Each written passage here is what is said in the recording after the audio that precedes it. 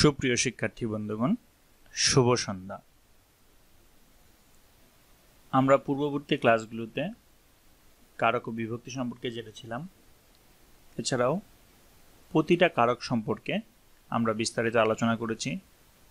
প্রতিটা কারকের উদাহরণ আমরা দেখেছি, কিভাবে কোন কারক নির্ণয় করতে হয় সেটাও দেখেছি, এবং উদাহরণের সাহায্যে আমরা কারক নির্ণয় করেছি। আজকের ক্লাসে আমরা কারক বিভক্তির অনুশীলন করব। আমরা এতদিন যে ক্লাসগুলো করেছি সেই ক্লাস থেকে আমরা কতটুকু কারক বিভক্তি শিখতে পারলাম তারই আজকে প্রশ্ন আকারে দেয়া আছে বিভিন্ন কারক বিভক্তি। সেই কারক বিভক্তিগুলোকে নির্ণয় করতে হবে। আজকের ক্লাসে অনেকগুলো কারক বিভক্তির উদাহরণ দেয়া থাকবে, সেখান থেকে কারক ও বিভক্তি নির্ণয় করতে হবে। যেই শব্দটা হাইলাইট করে বা বোল্ড করে দেয়া থাকবে সেই শব্দটারই আমাদেরকে কারক ও বিভক্তি নির্ণয় করতে হবে। আমরা পূর্ববর্তী ক্লাসগুলো থেকে কতটুকু শিখলাম তা আমরা এই ক্লাসে নিজেকে যাচাই করতে পারব। এই কারক বিভক্তিগুলো আপনারা প্রথমে নিজে নিজে নির্ণয় করার চেষ্টা করবেন। ক্লাসের শেষে এর সমাধান দিয়ে দেওয়া হবে। তবে আপনাদের কাছে একটা অনুরোধ, আপনারা আগে থেকেই সমাধানটা দেখে নেবেন না, আপনারা নিজেদেরকে যাচাই করবেন। যাচাই করার প্রয়োজনে এই অনুশীলনীগুলি দেওয়া হয়েছে। আপনারা আগে থেকেই উত্তর দেখে নেবেন না বা সমাধান দেখে নেবেন না, ক্লাসের শেষে সমাধান দিয়ে দেওয়া হবে। কারক বিভক্তিগুলো নির্ণয় করে ক্লাস শেষে আপনি সমাধানের সাথে মিলিয়ে নেবেন যে আপনার কয়টি কারক বিভক্তি সঠিক হয়েছে, কয়টি ভুল হয়েছে। যেগুলো ভুল হয়েছে সেগুলো সঠিক করে নেবেন। আমি আবারও বলছি, আপনারা কেউ আগে থেকে উত্তরটা দেখে নেবেন না, নিজে নিজে চেষ্টা করে নিজেকে যাচাই করুন যে আসলে আপনি কয়টি কারক বিভক্তি একা একা নির্ণয় করতে পারেন বা আপনি ক্লাসটা কতটুকু বুঝতে পেরেছেন। আপনি যদি ক্লাসটা ভালোভাবে বুঝে থাকেন, ক্লাস বলতে পূর্ববর্তী যে ক্লাসগুলো নেওয়া হয়েছে কারক বিভক্তির উপরে, সেই ক্লাসগুলো যদি আপনি ভালোভাবে বুঝে থাকেন তাহলে অবশ্যই আপনি এই কারক বিভক্তিগুলো নির্ণয় করতে পারবেন। এখানে যে উদাহরণ বা প্রশ্নগুলো দেয়া হয়েছে সেগুলো পূর্ববর্তী ক্লাসেরই বিভিন্ন উদাহরণ থেকে নিয়ে এখানে দেয়া হয়েছে। এখানে কোনো অতিরিক্ত উদাহরণ দেয়া হয়নি। ক্লাস শেষে এর সমাধান দিয়ে দেওয়া হবে এবং কোন কারকে কোন বিভক্তি কিভাবে হয়েছে তা নিয়েও একটু আলোচনা করা হবে। আপনারা প্রথমে নিজে নিজে চেষ্টা করে দেখুন যে আপনি কয়টি নির্ণয় করতে পারেন, এতে করে আপনার নিজেকে যাচাই করা হবে। পূর্ববর্তী কারক বিভক্তির যে ক্লাসগুলো ছিল সেগুলো যদি আপনারা যথাযথভাবে করে থাকেন এবং বুঝে থাকেন এবং বুঝে বুঝে যদি মনে রাখতে পারেন তাহলে আপনারা সহজেই যে কোনো কারক বিভক্তি, আমি যে কারক বিভক্তির উদাহরণগুলো দিয়েছি শুধু সেগুলোও নয়, যে কোনো ধরনের কারক বিভক্তি আপনি সহজে নির্ণয় করতে পারবেন, এতটুকু আশা করা যায়। আচ্ছা, তাহলে আজকের ক্লাস শুরু করা যাক। এখানে প্রথম পেজে 5টি কারক বিভক্তির উদাহরণ দেয়া আছে। এখান থেকে আপনাদেরকে কারক বিভক্তি নির্ণয় করতে হবে। যেমন 1 নম্বর কারক বিভক্তি থেকে একটা উদাহরণ দেওয়া আছে যে পাপে বিরত হও। পাপে শব্দটা বোল্ড করে দেয়া আছে। আপনাদের পরীক্ষায় এটা বোল্ড করে দেওয়া থাকতে পারে, আবার নিচে আন্ডারলাইন করেও থাকতে পারে। কোনো না কোনোভাবে আপনাকে একটা নির্দিষ্ট শব্দ আলাদা করে দিয়ে বলবে উক্ত বাক্যে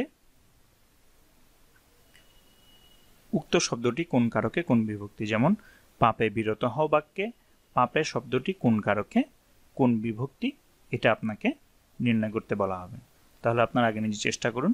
এখানে প্রথমে 5টি দেয়া আছে, দেখুন নিজে চেষ্টা করে পারেন কিনা।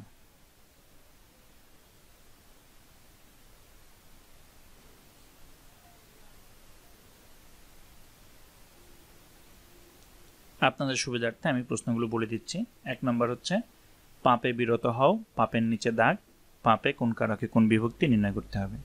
তিলে তৈল আছে, তিলের নিচে দাগ, তিলে কোন কারকে কোন বিভক্তি নির্ণয় করতে হবে। অনুরূপভাবে 3 নম্বরে বলা হয়েছে তিলে তৈল হয়, তিলে নিচে দাগ দেওয়া, তিলে বোল্ড করা আছে। দুয়ারে দাঁড়ায় প্রার্থী, ভিক্ষা দেহ তারে, দুয়ারের নিচে দাগ বা বোল্ড করা। 5 নম্বরে সৎপাত্রে কন্যা দাও, সৎপাত্রে কোন কারকে কোন বিভক্তি সেটা নির্ণয় করতে হবে। দ্বিতীয় পেজে 6 থেকে 11 দেয়া আছে, এগুলো আপনারা চেষ্টা করে দেখুন, নির্ণয় করেন, নিজে নিজে নির্ণয় করার চেষ্টা করুন। যে শব্দগুলো বোল্ড করা আছে সেই শব্দটির কারক এবং বিভক্তি নির্ণয় করতে হবে। আমি আপনাদের সুবিধার্থে প্রশ্নটা বলে দিচ্ছি। শিকারী বিড়াল গোফে চেনা যায়, গোফে শব্দের নিচে দাগ। 7 নম্বর প্রশ্ন, বাঘে মহিষে এক ঘাটে জল খায়, বাঘে মহিষে এক ঘাটে জল খায়, বাঘে মহিষের নিচে দাগ।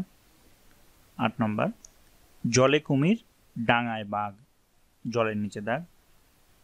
9, খুব এক ঘুম ঘুমিয়েছি, ঘুমের নিচে দাগ। 10 নম্বর, শিকারী বিড়াল গোফে চেনা যায়, গোফের নিচে দাগ।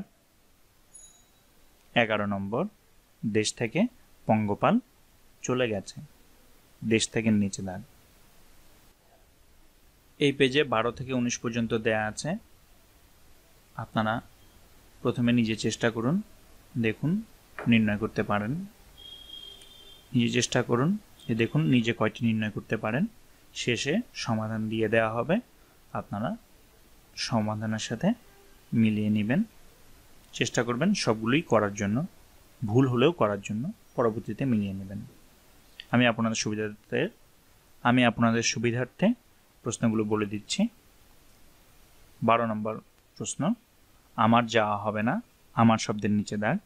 পুকুরে মাছ আছে, পুকুরে শব্দের নিচে দাগ। নদীতে পানি আছে, নদীতে শব্দের নিচে দাগ বা বোল্ড করা। এই নদীতে শব্দটি কোন কারকে কোন বিভক্তি আপনাকে নির্ণয় করতে হবে। অনুরূপভাবে সবগুলোই এরকম, যেটা নিচে দাগ বলা হবে বা যেটার নিচে যেই শব্দটা বোল্ড করা আছে সেটাই আপনাকে কারক বিভক্তি নির্ণয় করতে হবে। 15, ঢাকা থেকে চট্টগ্রাম 200 কিলোমিটারের বেশি, ঢাকা এবং চট্টগ্রামের নিচে দাগ। সমিতিতে চাঁদা দাও, সমিতিতে দাগ। 17 নম্বর, মন দিয়ে করো সবে বিদ্যা উপার্জন, মন দিয়া এর নিচে দাগ। 18 নম্বর, রাকিব অঙ্কে কাঁচা কিন্তু ব্যাকরণে ভালো, অঙ্কের নিচে দাগ, ব্যাকরণের নিচে দাগ। 19 নম্বর, বাঘে মহিষে এক ঘাটে জল খায়, এখানে বাঘে এবং মহিষে এই শব্দের নিচে দাগ। নিজে চেষ্টা করুন।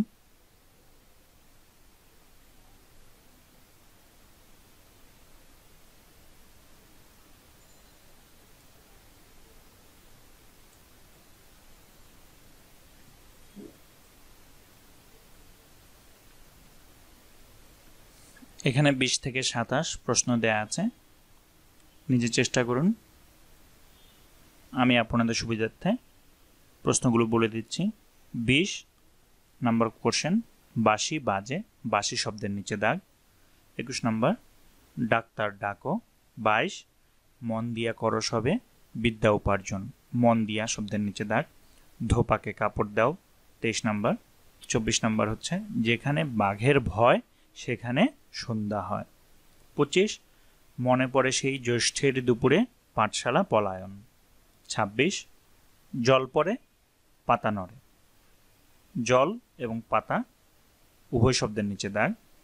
সূর্যোদয়ে অন্ধকার দূরীভূত হয়, সূর্যোদয় শব্দের নিচে দাগ। নিজে চেষ্টা করে দেখুন।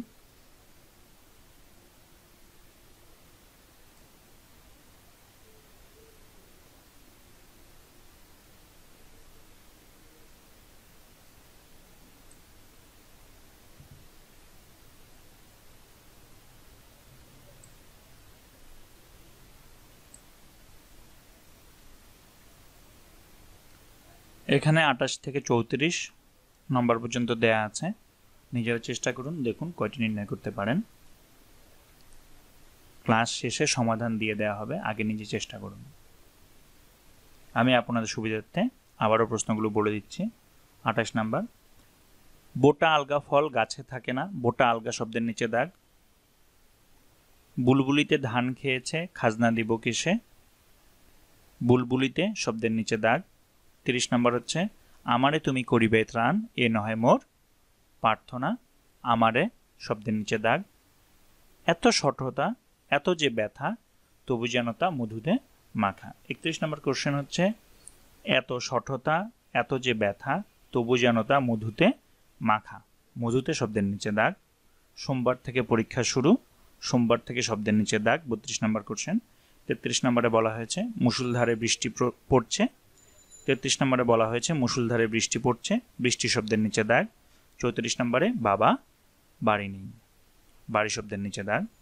আপনারা নিজে চেষ্টা করুন।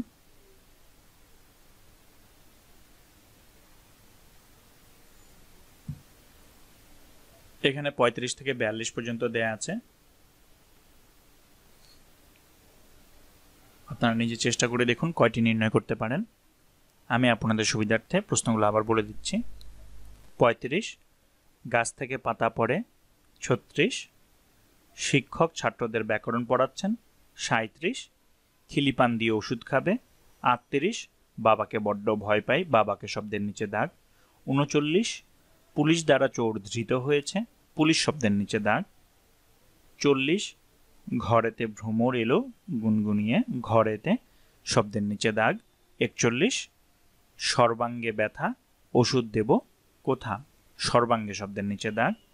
42 রাখাল গরুকে ঘাস খাওয়ায়।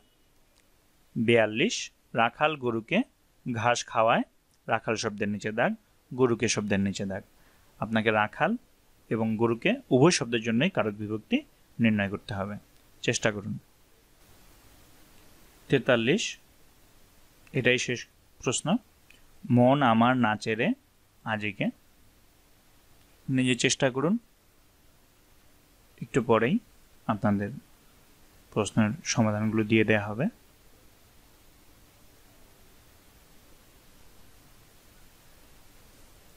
সুপ্রিয় শিক্ষার্থী বন্ধুরা, এখন আপনাদের কারক বিভক্তি অনুশীলনের সমাধানগুলো দিয়ে দেয়া হবে। আশা করি আপনাদের প্রায় সকলেরই সবগুলো কারক বিভক্তি নির্ণয় করতে পেরেছেন। এখন আপনাদের উত্তরগুলো সমাধানের সাথে মিলিয়ে নিন।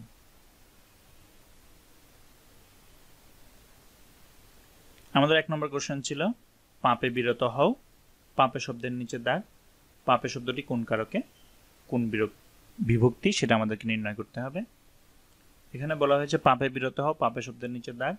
পাপে হচ্ছে অপাদানে সপ্তমী, কারণ পাপে বিরত হও কোনো কিছু থেকে বিরত, কোনো কিছু থেকে বিচ্যুত, জাত, উদ্ভূত, বিরত, এগুলো থাকলে কি হয়, অপাদান কারক হয়। আমরা পূর্ববর্তী ক্লাসগুলোতে সেটা জেনেছি। তাই পাপে হচ্ছে অপাদান কারক।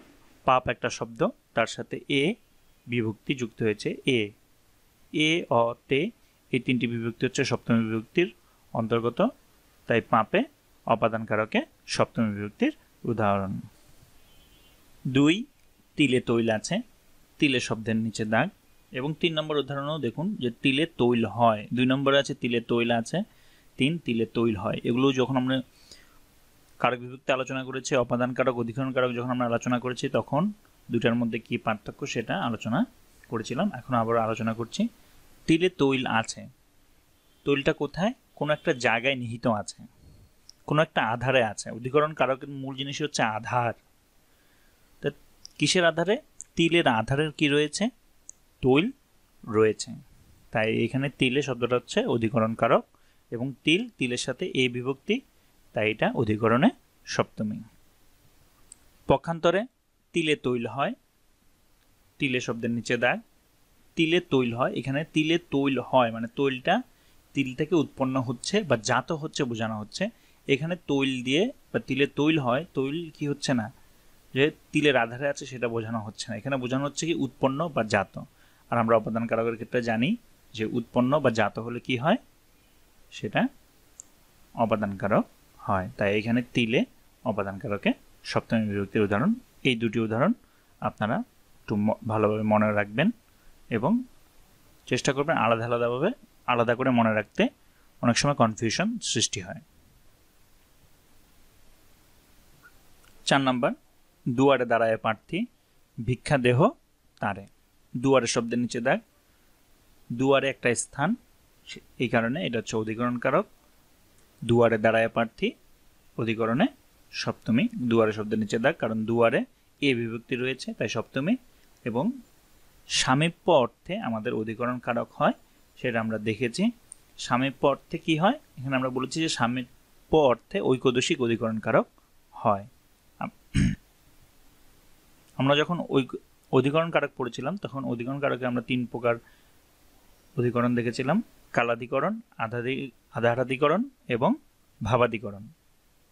তার ভিতরে যে কালাধিকরণ কারকের ভিতরে আবার আমরা 3 ভাগ দেখেছিলাম।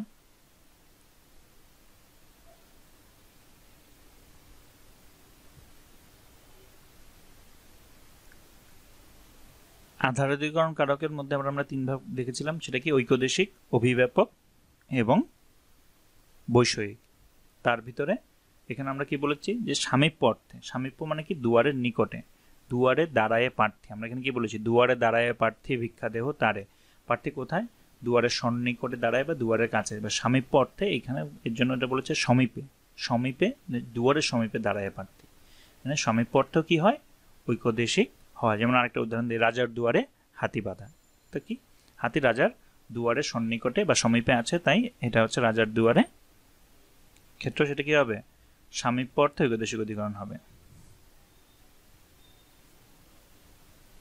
এই লেকচারটা আজকে একটু বড় হবে, কারণ প্রতিটা প্রশ্নের সমাধান দেওয়া হচ্ছে এবং আলোচনা করা হচ্ছে, সেক্ষেত্রে লেকচারটা একটু বড় হয়ে যাবে। আচ্ছা, আসা যাক এবার 5 নম্বরে। আমরা বলেছি সৎপাত্রে কন্যা দাও। আমরা জানি যে কোনো সত্য ত্যাগ করে কোনো দান অর্চনা এগুলো যদি করা হয় তখন সেটা হয় সম্প্রদান কারক। সৎপাত্রে দান করা হয়েছে, সৎপাত্রে কি দিয়েছি, আমরা কন্যাকে দান করে দিয়েছি, তাই সৎপাত্রে হচ্ছে সম্প্রদানে সপ্তমী। পাত্রে এ বিভক্তি রয়েছে, এ হচ্ছে সপ্তমী বিভক্তির উদাহরণ, তাই সম্প্রদানে সপ্তমী। 6 নম্বর, শিকারী বিড়াল গোফে চেনা যায়, গোফের নিচে দাগ। এখানে আমরা বলেছি কি করণে সপ্তমী, কারণ গোফের সাথে এ বিভক্তি আছে তাই সপ্তমী। আর করণ কারক কেন, আমরা বলেছি যে করণ কারকের সঙ্গে আমরা কি দেখেছি, কোনো যন্ত্র, সহায়ক, উপায়, উপকরণ এগুলো দ্বারা যদি বোঝানো হয় তখন সেটা কি হবে, করণ কারক হবে। বা আমরা ক্রিয়াপদকে যদি কিসের দ্বারা, কিসের সাহায্যে দ্বারা প্রশ্ন করে যে উত্তর পাওয়া যাবে তাহলে সেটা হবে করণ কারক। মানে কিসের সাহায্যে বা কিসের দ্বারা আপনি শিকারী বিড়াল চিনতে পারবেন, গোফের সাহায্যে চেনা যায়। এখানে বলছে কিসের দ্বারা চেনা যায়, গোফের দ্বারা চেনা যায়, সেই জন্য। বা এখানে সহায়ক হিসাবে বা আপনি উপকরণ হিসেবেও এটা ব্যবহার করা যায়। তাহলে গোফে হচ্ছে করণে সপ্তমী। 7 নম্বর হচ্ছে বাঘে মহিষে এক ঘাটে জল খায়। 7 নম্বর, বাঘে মহিষে এক ঘাটে জল খায়। এখানে বাঘে মহিষের নিচে দাগ, এটা হচ্ছে কর্তৃকারকে সপ্তমী বিভক্তি, কারণ বাঘ এবং মহিষ শব্দের সাথে এই বিভক্তি যুক্ত হয়ে বাঘে মহিষে হয়েছে, তাই কর্তৃকারকে সপ্তমী বিভক্তির উদাহরণ। এবং এটি হচ্ছে ব্যতিয়ার কর্তারও উদাহরণ। প্রশ্নটা যদি আপনাদের এমসিকিউ আকারে থাকে তখন প্রশ্নের উত্তরে কর্তৃকারকের সপ্তমী না থেকে আপনাদের উত্তরে 4টা অপশন এরকম থাকতে পারে, কারণ আমরা কর্তৃকারকের 4 ধরনের কর্তা দেখেছিলাম। এর মধ্যে ছিল মুখ্যকর্তা, প্রযোজককর্তা, প্রযোজ্যকর্তা এবং ব্যতিয়ার কর্তা। অপশনে 4টা থাকতে পারে, সেখানে হয়তো কর্তৃকারকের সপ্তমী না লিখে দিল ব্যতিয়ার করতে হবে, এটা না মুখ্য করতে হবে না প্রযোজ্য করতে হবে। প্রশ্নের উত্তর এরকমও হতে পারে। যদি ওইরকম কোনো কিছু না থাকে তাহলে আপনি এটা বলতে পারবেন যে এটা কর্তৃকারকে সপ্তমী, অথবা স্পেসিফিকভাবে বলে আপনি বলতে পারবেন যে এটা ব্যতিয়ার কর্তা। সেটা নির্ভর করছে উত্তরটা কীরকম হবে, সেটা নির্ভর করছে আপনার প্রশ্নের উপরে। আর যদি সাধারণ বলে যে কারক বিভক্তি নির্ণয় করো, তাহলে সাধারণ কারক বিভক্তি হিসেবে কর্তৃকারককে সপ্তমী বিভক্তির উদাহরণ। বাঘে মহিষে এক ঘাটে জল খায় সাধারণত যেটা যখন দেয়া হয় তখন আসলে জানতে চাওয়া হয় এটা ব্যতিয়ার কর্তার উদাহরণ কিনা, বা এটা যে ব্যতিয়ার কর্তা সেটা আসলে জানতে চাওয়া হয় উত্তরে। 8 নম্বর, জলে কুমির ডাঙায় বাঘ। জল শব্দের নিচে দাগ, জল একটা স্থান এবং এর সাথে এই বিভক্তি সপ্তমী বিভক্তি রয়েছে, তাই এটা অধিকরণে সপ্তমী। বা ডাঙার নিচেও হতে পারত, তাহলে একই উত্তর হতো অধিকরণে সপ্তমী। উভয় কারকই অধিকরণে সপ্তমী হতো। 9 নম্বর, খুব এক ঘুম ঘুমিয়েছি। ঘুম শব্দের নিচে দাগ, এটা হচ্ছে কর্মে প্রথমা হবে, কারণ প্রথমা বিভক্তির মধ্যে রয়েছে শূন্য বিভক্তিও রয়েছে এবং আর অন্যান্য বিভক্তি রয়েছে। শূন্য বিভক্তি প্রথমা বিভক্তির অন্তর্গত, তাই আমরা একে কর্মে প্রথমা বিভক্তি। আমরা যখন কর্মকারক পড়েছিলাম তখন কর্মকারকের বিভিন্ন দেখেছিলাম যে বিভিন্ন ক্ষেত্রে বিভিন্নভাবে কর্মকারক হয়। তারই একটা অংশ ছিল যে সমধাতুজ কর্ম। আপনারা যদি এটা বুঝতে না পারেন সমধাতুজ কর্মটা কি, কর্মকারকের ক্লাসটি একটু দেখে নেবেন। খুব এক ঘুমিয়েছি, ঘুম শব্দটা হচ্ছে কর্মে প্রথমা, অথবা সাধারণত এই উদাহরণটা এই কারণে দেওয়া হয় যে এটা সমধাতুজ কর্ম মূলত সেই জিনিসটাই নির্ণয় করার জন্য দেওয়া হয়। কোনো কারক যদি স্পেসিফিক কোনো কিছু থাকে আলাদা বা আলাদা কোনো প্রকারভেদ থাকে, তখন সাধারণত ওই স্পেসিফিক জিনিসটা জানার জন্যই ওই উদাহরণটা দেওয়া হয়ে থাকে। ওই আগের আমি যে উদাহরণটা দিয়েছি যে ব্যতিয়ার কর্তার, একই রকম এটাও এরকম অপশনগুলো ওরকমই থাকতে পারে। 10 নম্বর শব্দটা রিপিট হয়ে গেছে, তারপরও দেখে নেন। শিকারী বিড়াল, গোফে চেনা যায়, গোফে করণের সপ্তমী বিভক্তি। 11 দেশ থেকে পঙ্গপাল চলে গেছে। দেশ থেকে শব্দের নিচে দাগ। আমরা জানি কোনো কিছু থেকে বিচ্যুত, গৃহীত, জাত, এইসব ক্ষেত্রে কি হয় আমাদের অপাদান হয়, এবং অপাদান কারণে সাধারণত পঞ্চমী বিভক্তির ব্যবহার লক্ষ্য করা যায়। আর হতে, থেকে, চেয়ে এগুলো হচ্ছে পঞ্চমী বিভক্তির উদাহরণ, তাই দেশ থেকে এটা হচ্ছে অপাদানের পঞ্চমী। 12 আমার যাওয়া হবে না। এখানে দেখেন লেখা হয়েছে কি ভাববাচ্যার কর্তা। আমরা বলেছি কর্তৃকারকে বিভিন্ন ধরনের কর্তৃকারক হতে পারে, যেমন কর্মকর্তৃবাচ্যের কর্তা হতে পারে, কর্মবাচ্যের হতে পারে, ভাববাচ্যের হতে পারে। যখন স্পেসিফিকভাবে কোনো আলাদাভাবে বলে দেয়া থাকবে, কোনো একটা আলাদাভাবে কোনো বিষয়ের অন্তর্গত হয়ে যাবে উদাহরণটা কোনো আলাদা স্পেসিফিক কোনো কিছুর হবে, যেমন যে ভাববাচ্য বা কর্মবাচ্য এরকম বলা হবে, তখন সাধারণত পরীক্ষায় দেখা যায় যে সেই উত্তরটাই জানতে চাওয়া হয়। এক্ষেত্রে যদি স্পেসিফিক কোনো উদাহরণগুলো দেওয়া থাকে সেগুলো একটু খেয়াল করে দেখতে হবে। আমার যাওয়া হবে না, এটা হচ্ছে ভাববাচ্যের কর্তা আমার শব্দটা হচ্ছে ভাববাচ্যের, অথবা যদি এমনি না বলে তাহলে সেটা আমরা কর্তৃকারক বলতে পারি, বা কর্তৃকারকই এটা কর্তৃকারকে। আবার এখানে আমরা বলতে পারি চাইলে ভাববাচ্যের কর্তা। সাধারণত ভাববাচ্যের কর্তা যা মানে জানার জন্য এই উদাহরণটা দেওয়া হয়ে থাকে যে আমার যাওয়া হবে না। 13 পুকুরে মাছ আছে। পুকুর একটা স্থান এবং এ যুক্ত হয়েছে, স্থান হলে অধিকরণ হয়, অধিকরণের সপ্তমী। আমরা অধিকরণ কারকের ভিতরে আমরা দেখেছিলাম ঐকদেশিক, অভিব্যাপক, এই জিনিসগুলো দেখেছিলাম, বৈষয়িক, এই জিনিসগুলো আমরা আলোচনা করেছিলাম। তো এখন পুকুরে মাছ আছে, এটা অধিকরণের সপ্তমী হতে পারে। আবার যদি স্পেসিফিকভাবে জানতে চাই এটা ঐকদেশিক, অভিব্যাপক, না বৈষয়িক, না ভাবাধিকরণ, ওইরকমভাবেও দিয়ে দিতে পারে। তখন সেক্ষেত্রে এটা কি হবে ঐকদেশিক। ঐকদেশিক কেন? পুকুরে মাছটা কি আছে, ঐকদেশিকের ক্ষেত্রে কি হয় যে অনেক বিশাল একটা স্থানের বা সমগ্র একটা স্থানে সমগ্র জায়গায় না থাকে, কোনো একটু স্থানে কোনো এক জায়গায় কোনো নির্দিষ্ট স্থানে থাকে, তখন সেটাকে বলা হয় ঐকদেশিক। আর অভিভাবকের বেলায় কি হয় যে সমগ্র স্থান জুড়ে, কোনো বিশাল স্থানে সমগ্র স্থান জুড়ে বা কোনো স্থানের সমগ্র স্থান জুড়ে যখন ওই জিনিসটা থাকে তখন সেটাকে বলা হয় অভিভাবক। এই কারণে আমি পাশাপাশি দুটো উদাহরণ দিয়েছি, আপনারা একটু খেয়াল করে দেখেন। কি একটা বলেছে পুকুরে মাছ আছে, আর একটা নদীতে পানি আছে। পানি নদীর সমগ্র জায়গা জুড়ে থাকে, আর নদীতে পানি না বলে যদি বলি যে পুকুরে পানি আছে, পানি পুকুরের সমগ্র জায়গা জুড়ে থাকে। কিন্তু যদি বলি যে পুকুরে মাছ আছে, কিন্তু মাছ পুকুরের সমগ্র জায়গায় থাকে না, কোনো নির্দিষ্ট অংশে মাছ থাকে। এই কারণে নির্দিষ্ট অংশের ক্ষেত্রে বলা হচ্ছে ঐকদেশিক, আর সমগ্র জায়গা ব্যাপী যদি হয় তাহলে সেটা হয় অভিব্যাপক। আপনারা বিস্তারিত জানার জন্য অধিকরণ কারক নিয়ে যে ক্লাসটা নেওয়া হয়েছে সেটা আপনারা দেখতে পারেন। 15 ঢাকা থেকে চট্টগ্রাম 200 কিলোমিটারের বেশি। ঢাকা থেকে চট্টগ্রাম, ঢাকা এবং চট্টগ্রাম শব্দের নিচে দাগ, এই দুটো শব্দ দিয়ে আসলে বোঝানো হয়েছে কি দূরত্ব জ্ঞাপকের ক্ষেত্রে কি হয় অপাদান কারক হয়, এবং হতে থেকে চেয়ে আছে, তাই এটা অপাদানের পঞ্চমী। আপনারা আরও বিস্তারিত জানার জন্য অপাদান কারকের যে ক্লাসটা নেওয়া হয়েছিল সেটা আপনারা দেখতে পারেন। 16 সমিতিতে চাঁদা দাও, সম্প্রদানে সপ্তমী। নিঃশর্তভাবে কোনো কিছু দান করা হলে সেটা সম্প্রদান কারক হয়, এবং তে বিভক্তি আছে এ অতে, তে সপ্তমী বিভক্তি উদাহরণ, তাই সম্প্রদানে সপ্তমী। এটা নিয়ে যদি আপনাদের কোনো কনফিউশন থাকে তাহলে সম্প্রদান কারকের একটা যে বিস্তারিত ক্লাস রয়েছে সেটা দেখতে পারেন, সেখানে সমিতিতে নিয়ে বিস্তারিত আলোচনা করা হয়েছিল। 17 মন দিয়ে করো সবে বিদ্যা উপার্জন। মন দিয়া মানে কিসের সাহায্যে, কোন উপকরণের সাহায্যে, যন্ত্র সহায়ক উপায় যেটাই বলেন না কেন, সেই হিসাবে মন দিয়া করো সবে বিদ্যা উপার্জন। মন দিয়া, দিয়া হচ্ছে তৃতীয় বিভক্তি, তাই মন দিয়া হচ্ছে করণে তৃতীয়া। বিস্তারিত জানার জন্য আমি আবারও বলছি, আমার যে প্রতিটা আলাদা আলাদা ক্লাস রয়েছে। যদি আপনি এখন বুঝতে না পারছেন যে কেন এটা এভাবে হলো, কারণ এখন বিস্তারিত যদি আমি আরও বেশি বিস্তারিত আলোচনা করতে যাই ক্লাস লেন্থ আরও বড় হয়ে যাবে।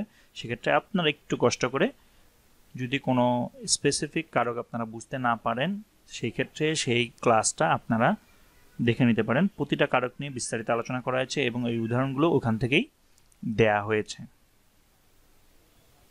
18 রাকিব রাকিব অঙ্কে কাঁচা কিন্তু ব্যাকরণে ভালো। কোনো বিশেষ বিষয় বিশেষে যদি কোনো বিশেষ জ্ঞান থাকে, বা জ্ঞান মানে আমি বলছি ক্ষমতা, গুণ, অক্ষমতা, এইসব ক্ষেত্রে কী হয় আমরা বলেছি সেটা হলে হয় বৈষয়িক। কী ধরনের বৈষয়িক? অধিকরণ কারকে আমরা আধারাধিকরণ দেখেছি, ওখানে বৈষয়িক ছিল। সেই ক্ষেত্রে এটা হচ্ছে রাকিব অঙ্কে কাঁচা, ব্যাকরণে ভালো। এটা গুণ বুঝিয়েছে, তাই অঙ্কে এবং ব্যাকরণের দুটো শব্দের নিচেই দাগ। তাহলে এটা কী হবে? অধিকরণের সপ্তমী, এবং এটা বৈষয়িকের উদাহরণ। এসব ক্ষেত্রে সাধারণত বৈষয়িক নাকি যে ঐকদেশিক, অভিভাবক, এগুলো জানতে চাওয়া হয়। অধিকরণের সপ্তমী কিনা তার চেয়ে বৈষয়িক কারকটা বৈষয়িক হবে কিনা এটা জানতে চাওয়া হয়। এটা আপনারা একটু খেয়াল করে দেখবেন। বিস্তারিত আলোচনার জন্য বা বিস্তারিত জানার জন্য আপনারা অধিকরণ কারকের ক্লাসটি দেখেন। 19 বাঘে মহিষে এক ঘাটে জল খায়, কর্তৃকারকের সপ্তমী বা ব্যতিহার কর্তা, এটাও রিপিটেশন। 20 বাঁশি বাজে, বাঁশি শব্দটা হচ্ছে কর্তৃকারক, এটা হচ্ছে কর্মকর্তৃবাচ্যের কর্তা। কর্মকর্তৃবাচ্যের কর্তা কী জিনিস সেটা আমার কর্তৃকারকের যে বিস্তারিত ক্লাস রয়েছে সেখানে আলোচনা করা হয়েছে, আমরা এখানে আলোচনা না করছি না। বাঁশি বাজে, বাঁশি বাজে হলে এটা যে কর্মকর্তৃবাচ্যের কর্তা, না ভাববাচ্যের কর্তা, না কর্মবাচ্যের কর্তা, এরকম ধরনের জানতে চাইতে পারে উদাহরণে। বিশেষ একটা ক্ষেত্র জন্য বাঁশি বাজে, বা উদাহরণটা অনেক সময় এরকম থাকে যে বাঁশি বাজে মধুর লগনে। বাঁশি শব্দটা কোন কর্তা? এটা হবে কর্মকর্তৃবাচ্যের কর্তা, আর এমনি স্পেসিফিক বললে কর্তৃকারক। ডাক্তার ডাকো, ডাক্তার কাকে ডাকো? ডাক্তার ডাকো। কী বা কাকে দ্বারা প্রশ্ন করলে যে উত্তর পাওয়া যায় সেটা হচ্ছে কর্মকারক। ডাক্তার শব্দের সাথে কোনো বিভক্তি যুক্ত হয়নি, শূন্য বিভক্তি যুক্ত হয়েছে, তাই আমরা কর্মে শূন্য বা প্রথম বিভক্তি বলতে পারি, কারণ শূন্য বিভক্তি প্রথম বিভক্তির অন্তর্গত। মন দিয়া করস হবে বিদ্যা উপার্জন। এখানে মন দিয়া শব্দের নিচে দাগ, 22 নম্বর কোশ্চেন। মন দিয়া করস হবে বিদ্যা উপার্জন। মন দিয়া কিসের দ্বারা বিদ্যা উপার্জন করবে? মন দিয়া করবে। কিসের দ্বারা কিসের সাহায্য হলে করণকারক হয়? দ্বারা দিয়া কর্তৃক তৃতীয় বিভক্তির উদাহরণ, তাই এটা হচ্ছে করণে তৃতীয়া। আসা যাক 23 নম্বর, ধোপাকে কাপড় দাও। বলেন এটা কি হবে? ধোপাকে কাপড় দাও সম্প্রদান কারক হবে না, এটা সম্প্রদান কারক হবে না, কারণ ধোপাকে নিঃশর্ত শর্ত ত্যাগ করে কাপড় দেওয়া হয় না। তাই যদি শর্ত ত্যাগ করে না দেওয়া হয় তখন সেটা কর্মকারক, সেটা সম্প্রদান কারক হবে না, সেটা হয়ে যাবে কি কারক? কর্মকারক। তাই এটা হবে কর্মে দ্বিতীয়া। আর শর্ত ত্যাগ করে দিলে হয়ে যেত কি? সম্প্রদান কারক, এবং সেটা সম্প্রদানের চতুর্থী হয়ে যেত। এটা একটু খেয়াল রাখার জিনিস। সম্প্রদান হলে কিন্তু চতুর্থী, আর সম্প্রদান না হলে দ্বিতীয় হয়ে যাচ্ছে। কারণ আমরা বলেছি যে চতুর্থী বিভক্তি কোথায় বসে? চতুর্থী বিভক্তি সাধারণত সম্প্রদান কারকে বা নিমিত্তার্থে চতুর্থী বিভক্তি বসে, কারণ দ্বিতীয় এবং চতুর্থী বিভক্তি একই রকম, কে রে। বিস্তারিত জানার জন্য আমি আবারও বলছি, বিস্তারিত জানার জন্য সম্প্রদান কারকের ক্লাসটা আপনারা দেখে নিতে পারেন।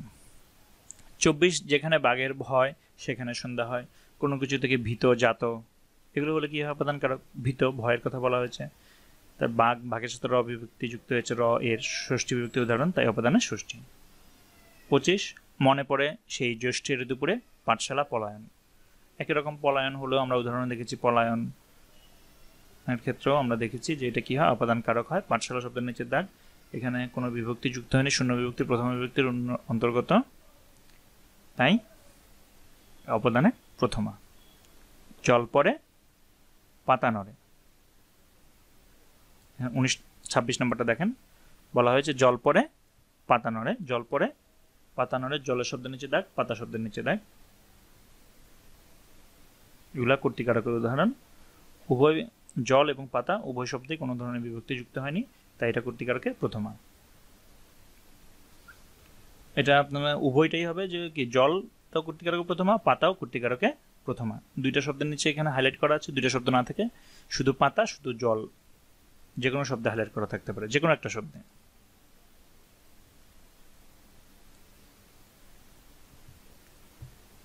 27 সূর্যোদয়ে অন্ধকার দূরীভূত হয়। সূর্যোদয়ে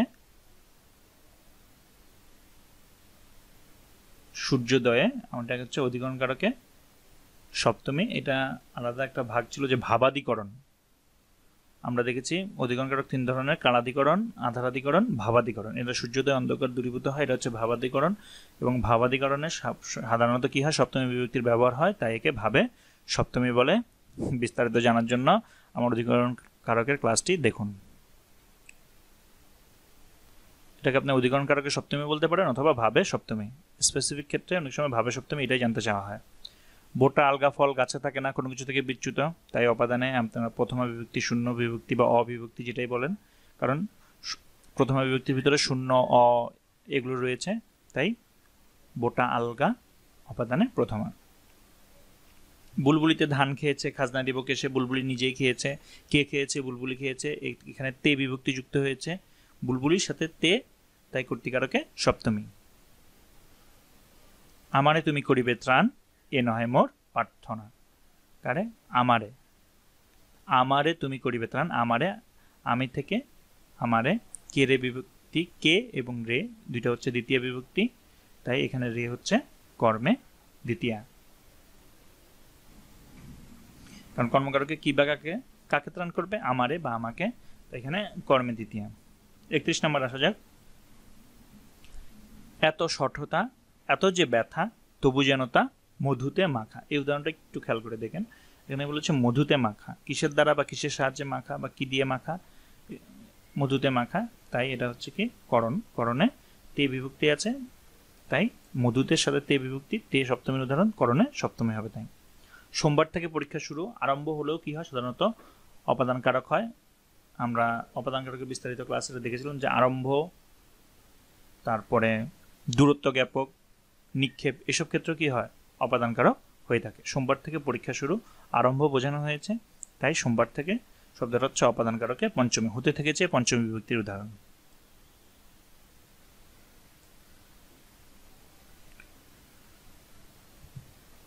তেত্রিশ নম্বরে মুষলধারে বৃষ্টি পড়ছে। বৃষ্টি হচ্ছে কর্তৃকারক। কর্তৃকারক আমরা প্রথমে বলতে পারি। এছাড়া আমরা কর্তৃকারকের কয়েকটা ভাগ দেখেছিলাম, সেখানে দেখেছিলাম মুখ্যকর্তা, প্রযোজক, প্রযোজ্যকর্তা, ব্যতিরেকর্তা।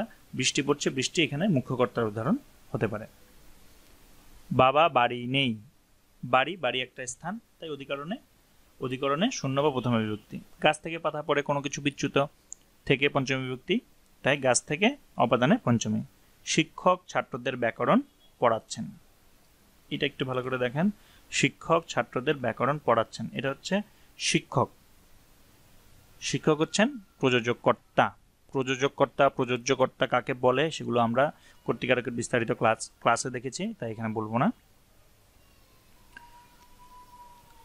একটু বলি, প্রযোজক হচ্ছে সেই জিনিসটা যে কাজটা নিজে না করে অন্য কারোর মাধ্যমে সম্পাদন করেন, তখন তাকে বলা হয় প্রযোজক। শিক্ষক নিজে ব্যাকরণ পড়ছেন না, ছাত্রদের দ্বারা পড়াচ্ছেন, তাই শিক্ষক এখানে প্রযোজককর্তা।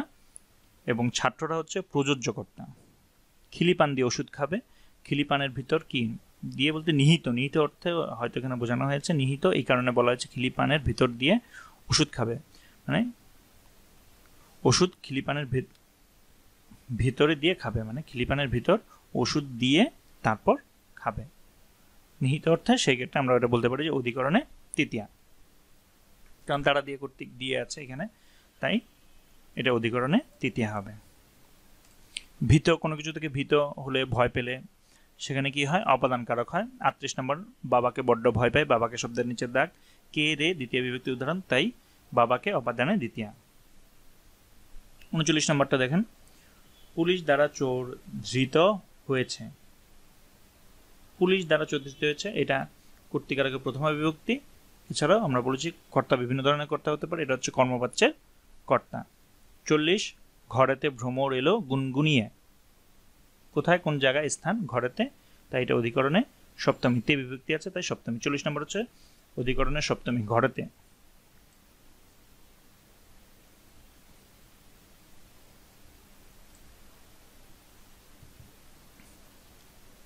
41 সর্বাঙ্গে ব্যথা ওষুধ দেব কোথায়? সর্বাঙ্গে ব্যথা ওষুধ দেব কোথায়? সর্বাঙ্গে কোন জায়গায় কোন স্থানে? সর্ব অঙ্গে, সমগ্র অঙ্গে। এটা একটা গুরুত্বপূর্ণ উদাহরণ। সর্বাঙ্গে ব্যথা, এটা অধিকরণ কারক। এ বিভক্তি আছে, সর্বাঙ্গ থেকে এ, সর্বাঙ্গে, সর্বাঙ্গ যোগ এ, সর্বাঙ্গে এ বিভক্তি রয়েছে, এ বিভক্তি সপ্তমী বিভক্তি উদাহরণ, তাই অধিকরণে এটা সপ্তমী। রাখাল গরুকে ঘাস খাওয়ায়। রাখাল শব্দের নিচে দাগ, গরুকে দাগ। আমরা বলেছি প্রযোজক প্রযোজ্যকর্তা দুইটা আলাদা জিনিস। এখানে রাখাল হচ্ছে প্রযোজক কর্তা এবং গরুকে শব্দ হচ্ছে কাকে? গরু। গরু হচ্ছে প্রযোজ্য কর্তা। ঘাস খাওয়ায়। 43 মন আমার নাচেরে আজিকে, অধিকরণে দ্বিতীয়া। আজিকে শব্দের নিচে দাগ, আজ, কখন, সময়। সময় বুঝালে আমরা বলেছি যে অধিকরণ কারক দুইটা জিনিস, কাল, আধার এবং কাল। আধার হচ্ছে স্থান বা কাল সময়। স্থান এবং সময় বুঝালে অধিকরণ কারক হয়। আজিকে, কখন দ্বারা প্রশ্নগুলো যে উত্তর পাওয়া যায়, কখন, কোথায়, এগুলো দ্বারা প্রশ্নগুলো যে উত্তর পাওয়া যাবে সেটা হচ্ছে লোকে অধিকরণ কারক। আজিকে হচ্ছে অধিকরণে দ্বিতীয়া। এখানে কে বিভক্তি যুক্ত হয়েছে, তাই এটা দ্বিতীয়া। আচ্ছা, এই পর্যন্তই। আপনারা আজকে এটাই কারক বিভক্তির অনুশীলনী সহ আপাতত এটাই শেষ ক্লাস। পরবর্তীতে যদি কারক বিভক্তি সম্পর্কে কোনো ক্লাস নেওয়ার প্রয়োজন হয়, দরকার হয়, তখন আমরা সেই ক্লাস নিয়ে আলোচনা করব। তবে আপাতত আজকেই কারক বিভক্তির একটা পূর্ণাঙ্গ সমগ্র লেসন শেষ হলো। আমরা পূর্ববর্তী ক্লাসগুলোতে কারক বিভক্তি সম্পর্কে জেনেছি।